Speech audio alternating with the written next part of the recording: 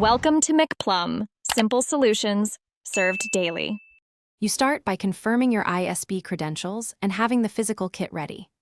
Plug the power adapter into the box and into a live outlet, then wait for LEDs to begin cycling. This indicates the device is booting and authenticating. Once the power light stabilizes, connect the incoming wall cable, coax, or fiber securely to the modem input. Make sure connectors are snug to prevent signal loss. If you have a separate router, leave devices powered off until the modem shows an online indicator. Once the modem reports online, power on your router and link the modem's LAN out to the router's WAN port using Ethernet. This keeps rolls clear and avoids double NAT. Next, plug a laptop into a router LAN port to verify a direct connection. Testing by Ethernet isolates Wi-Fi as a variable.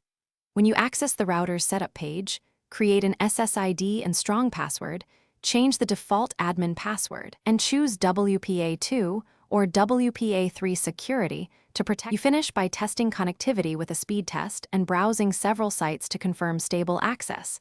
This validates configuration and ISB performance. If you see no internet, power cycle the modem first, wait 60-90 seconds, then power cycle the router. This often clears DHCP or provisioning issues. If problems persist, inspect LED patterns and compare to the manual. Make sure the modem is registered with the ISB. Finally, if needed, contact support and provide the device MAC and serial so they can verify provisioning.